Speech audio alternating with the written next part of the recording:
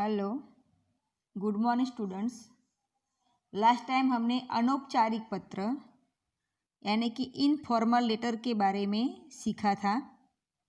इस बार हम औपचारिक पत्र यानी कि फॉर्मल लेटर किस तरह से लिखते हैं वह सीखेंगे।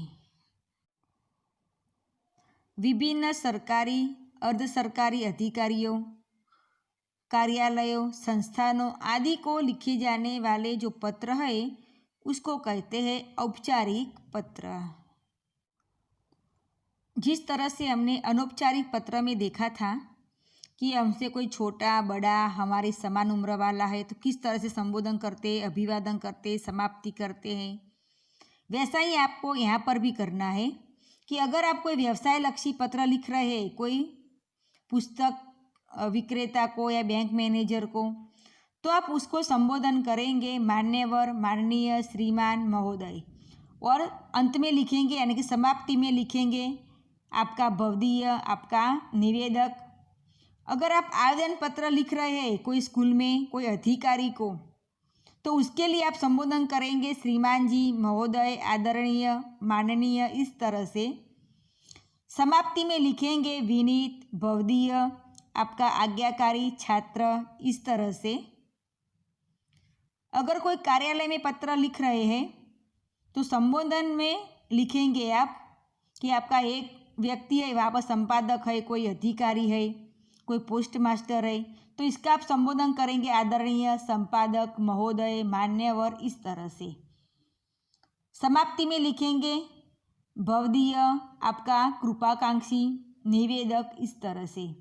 अगर आपको ये सब कुछ याद नहीं रखना है तो आप शॉर्ट में इतना भी आप लिख सकते हो। एक ही शब्द आपको याद रखना है, महोदय। आप हर एक पत्र में महोदय संबोधन में लिखोगे तो भी चलेगा, और समाप्ति में भवदीय अथवा तो निवेदक, ये दो शब्द याद रखोगे तो भी चलेगा, और इतना ही लिखोगे महोदय और निवेदक अथवा तो भवदीय तो भी चलेगा। सारे के सारे ये आपको संबोधन याद रखने की ज़रूरत नहीं है। शॉर्ट में हमें यही दो शब्द याद करने हैं, ठीक है। औपचारिक पत्र लिखते समय हमें कुछ बातों का ध्यान रखना है कि इस प्रकार के पत्र में हमें, जो हमने अनौपचारिक पत्र में लिखा था कि आप कुशल मंगल होंगे, ऐसा कुशल मंगल का उल्लेख हमें इस पत्र में करना नहीं है। हमारे पत्र की शुरुआत और समाप्ति प्रभावशाली होनी चाहिए। पत्र जो लिखते हैं उसकी भाषा सरल, और जो हमने लिखा है वह सुंदर और स्पष्ट होना चाहिए।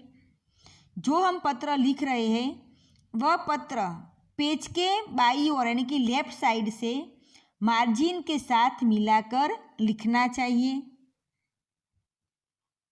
पत्र को एक ही पेज में ही लिखने का प्रयत्न करना चाहिए। अगर हम कोई प्रधानाचार्य को पत्र लिखते हैं स्कूल में, तो प्रेषक के स्थान पर, प्रेषक यानी कि पत्र भेजने वाला, तो उसके जगह पर आपको अपना नाम, अपनी कक्षा और जिस दिन आप पत्र लिख रहे हैं उसकी डेट लिखनी चाहिए।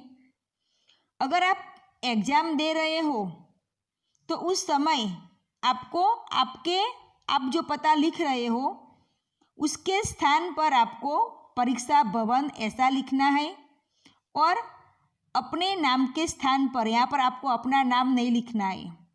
जब आप एग्ज़ाम के समय पर पत्र लिख रहे हैं उस समय आपको नाम के बदले क, ख, ग लिखना है, ठीक है। ये सारी बातें हम पत्र के साथ देखते जाएंगे। यह पत्र 7 अंगों में बांटा गया है। देखते हैं किस तरह से। कि सर्वप्रथम सेवा में लिखकर पत्र प्रापक का नाम, पत्र प्रापक यानी कि जिस व्यक्ति को हम पत्र लिख रहे हैं, लिखा हुआ पत्र जो व्यक्ति प्राप्त करता है उस व्यक्ति का पदनाम तथा पता। पदनाम यानी कि वह कौन सी पोस्ट पर है, वह उसकी पोस्ट और उसका पता लिखना है।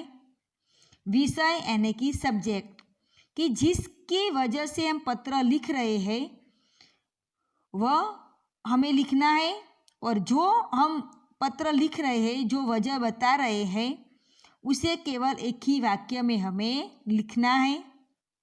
फिर हमें संबोधन करना है, जिसे पत्र लिख रहे हैं उसके लिए महोदय, महोदया, माननीय आदि शब्दों का हमें प्रयोग करना है।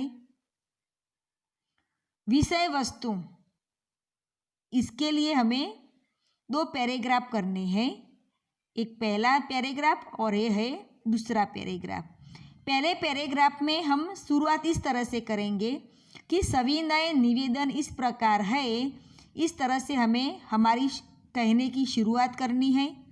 दूसरे पैराग्राफ में आपसे विनम्र निवेदन है कि ऐसा लिखकर आप उस व्यक्ति से जिसको आपने पत्र लिखा है उनसे आप क्या उम्मीद रखते हैं उसके बारे में हमें लिखना है।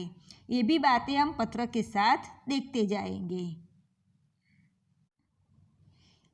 देखो यहाँ पर आपको पत्र का पूरा फर्मा दिया हुआ है कि आप जिसको पत्र लिख रहे हो वहाँ पर सेवा में प्रधानाचार्य जहाँ पर लिखते हो वह विद्यालय का नाम, विषय यानी कि सब्जेक्ट जिसके कारण आप पत्र लिख रहे हो वह, फिर है महोदय, पहला पैराग्राफ, दूसरा पैराग्राफ जिसमें आप अपनी बात बता रहे हो वह, और समाप्ति में आपके साथ आपका उनके साथ कौन सा संबंध है, कौन सा रिलेशन है, उसके अनुसार आपको यहाँ पर लिखना है कि आपका आज्ञाकारी शिष्य अथवा तो भवदीय निवेदक, ऐसा भी आप लिख सकते हो। जैसा संबोधन होगा इसी तरह से आप यहाँ पर समाप्ति करोगे।